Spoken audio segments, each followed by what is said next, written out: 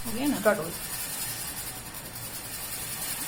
आज की क्लास है +2 arts, subject home science, chapter अपना चल रहा है अभी फर्स्ट, आज तीसरा दिन है इसी के लिए, और टॉपिक चल रहा है आपका चेंज इन एडोलसेंस। किशोर अवस्था में जो परिवर्तन होते हैं आज उन्हीं के बारे में अपन अध्ययन करेंगे। इससे पहले जो हमारी क्लास हुई है किशोर अवस्था क्या होती है, इसके अलावा किशोर अवस्था में जो परिवर्तन की या जो विशेषताएं चलती हैं उनके बारे में बताया था, और किशोर अवस्था में कुछ अलग से जो स्थिति पैदा होती है या ये शब्द कहाँ से लिया गया था उसके बारे में बताया जाता है। अब टॉपिक स्टार्ट है आपका किशोर अवस्था में होने वाले परिवर्तन। किशोर अवस्था में शारीरिक परिवर्तन तीव्र गति से होते हैं। आपको पता है मानव जीवन की जितनी भी अवस्थाएं होती हैं उसमें सबसे अधिक परिवर्तन शैशवावस्था में देखने को मिलते हैं, नवजात अवस्था में देखने को मिलते हैं और फिर किशोर अवस्था में देखने को मिलते हैं। हमारा यहाँ पे टॉपिक है किशोर अवस्था, तो ये परिवर्तन हम किशोर अवस्था में देख रहे हैं। उनके शरीर में जो परिवर्तन होता है उनके अनुसार उनकी वजन और लंबाई में एक सह संबंध पाया जाता है। जैसे जैसे लंबाई बढ़ती है उनका वजन बढ़ता हुआ चला जाता है और यह असर उनके मानसिक जीवन पर भी पड़ता है। सापेक्ष रूप से हम यूँ कह सकते हैं बालक के सर्वांगीण विकास में सभी तत्वों का प्रमुख योगदान रहता है। दूसरा बिंदु है बालकों की ज्ञानेंद्रियां लगभग परिपक्व हो चुकी होती है। बालक जैसे ही किशोर अवस्था में पांव रखता है, पूर्व किशोर अवस्था में आने के समय उनकी ज्ञानेंद्रियां विकसित होना शुरू होती है और किशोर अवस्था के अंतिम चरण में सभी ज्ञानेंद्रियां परिपक्व या विकसित हो चुकी होती है। उनमें गौण विशेषताओं में भी परिवर्तन होने से परिपक्वता आने लगती है या यूँ कह सकते हैं कुछ गौण लक्षण प्रकट होने लगते हैं। सामान्य आकार एवं आकृति में भी विभिन्नता या भिन्नता देखने को मिलती है। बाल्यावस्था में लड़का एवं लड़की लगभग एक जैसा दिखाई देता है, वहीं किशोर अवस्था में उनकी आकार और आकृति में परिवर्तन होने से लड़के और लड़की में भेद स्पष्ट होने लगता है। ये ग्रंथियों के सक्रिय होने से हार्मोन के स्रवण की मात्रा बढ़ जाती है। इसी में तेलीय ग्रंथियां भी सक्रिय हो जाती हैं। तेलीय ग्रंथियों के सक्रिय होने से तेल की मात्रा या ऑयली जो सिस्टम बनता है शरीर में वो ज्यादा होने लगता है और कील मुहासों की समस्याएं भी होने लगती है। आपने देखा होगा किशोर अवस्था में फेस की जो स्थिति होती है थोड़ी सी चेंज होने लगती है। उसका कारण क्या है? हार्मोन का सक्रिय होना या तेलीय ग्रंथियों का सक्रिय होना। अगले चरण में है पाचन तंत्र के अंगों के आकार में परिवर्तन होने लगता है। आमाशय लंबा हो जाता है, आंतों की लंबाई व गोलाई बढ़ जाती है, अर्थात भोजन को पचाने की शक्ति बढ़ जाती है। किशोर अधिक भोजन एक समय में कर सकता है, उनके यकृत का भार भी बढ़ जाता है। इस तरह से उसकी जो पाचन शक्ति है या पाचन क्रिया है बाल्यावस्था की अपेक्षा तीव्र गति से होने लगती है। जो खाना बाल्यावस्था में बालक पचा नहीं सकता, किशोर अवस्था में हर जैसा भोजन वह कर सकता है।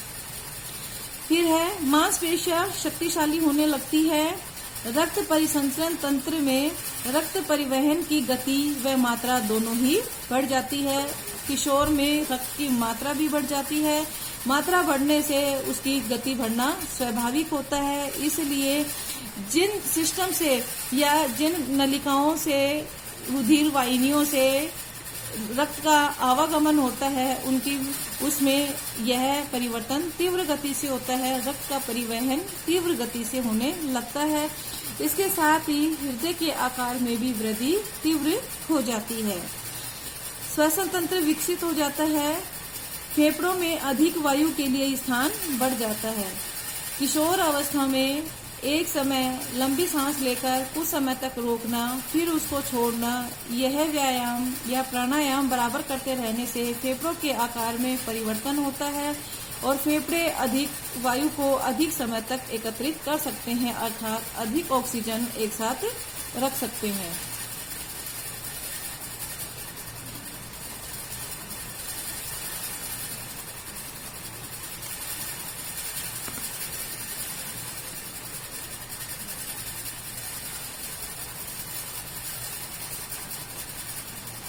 अभी आपको बताया था श्वसन तंत्र विकसित होने लगता है, फेफड़ों में अधिक वायु के लिए स्थान बढ़ जाता है। फिर आता है हड्डियों का विकास 18 वर्ष तक पूर्ण हो चुका होता है, बाद में केवल पेशियों का ही विकास होता है। इसलिए हड्डियों के विकास के साथ साथ किशोर अवस्था में अब प्रोटीन की मात्रा पहले की अपेक्षा थोड़ी सी कम की जरूरत होती है, क्योंकि हड्डियों का विकास हो चुका होता है और केवल पेशियों का विकास जारी रहता है। फिर है शरीर का आकर्षण पहले की अपेक्षा बढ़ने लगता है। ये सभी परिवर्तन अन्य परिवर्तनों पर भी असर डालते हैं। एक परिवर्तन दूसरे परिवर्तन को प्रभावित करता है, दूसरा परिवर्तन वैसे ही पहले या अन्य किसी अन्य परिवर्तन को भी प्रभावित करता है। इसलिए कहा जाता है बालक का जो सर्वांगीण विकास होता है या जो सर्वांगीण परिवर्तन होते हैं एक दूसरे से सह संबंधित होते हैं।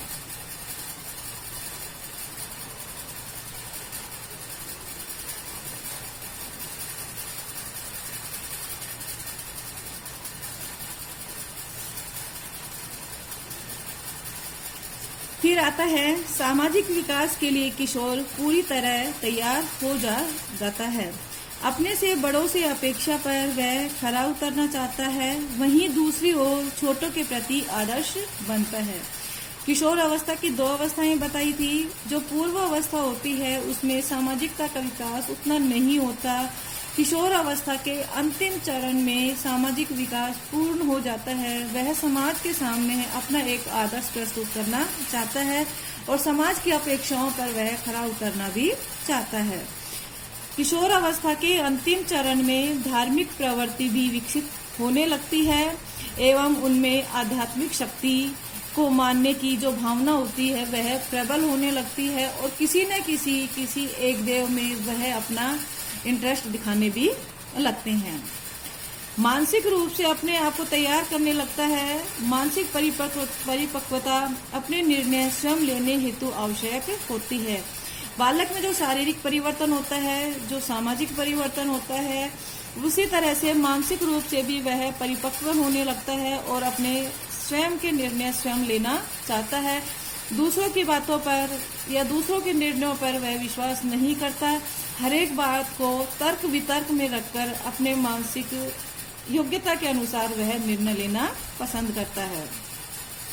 बौद्धिक परिवर्तन में औपचारिकता की अपेक्षा अनौपचारिकता देखने को मिलती है या अनौपचारिकता को अधिक महत्व देने लगता है।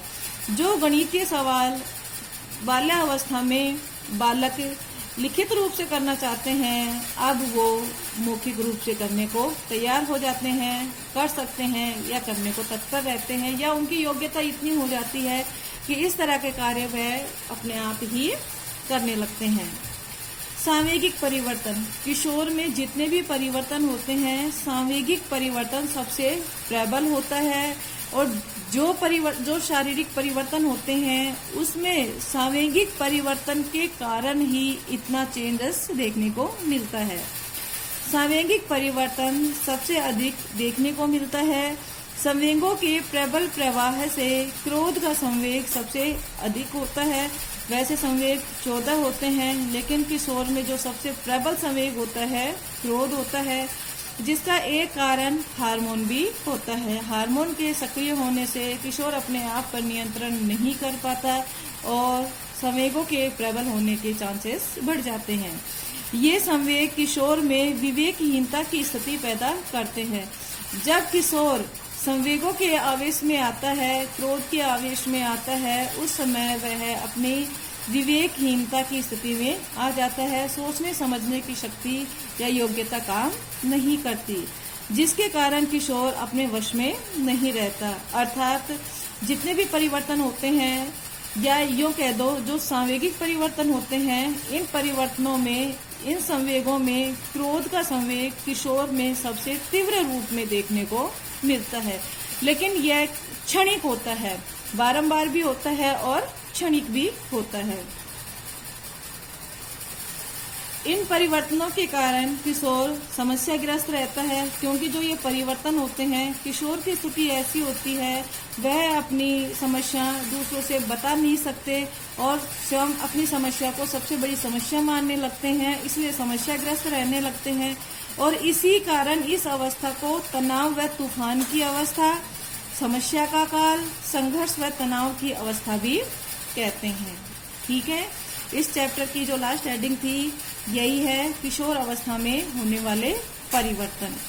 ये आपको मैंने समझा दिया है, समझ में आ जाएगा। आप इसके नोट्स हैं वो तैयार कर लेना। अगर फिर भी आपको प्रॉब्लम हो तो आप मुझसे कॉल करके या व्हाट्सएप पे डालकर पूछ सकते हो। इसके बाद हम करेंगे नेक्स्ट लेसन। आज के लिए इतना ही। ओके।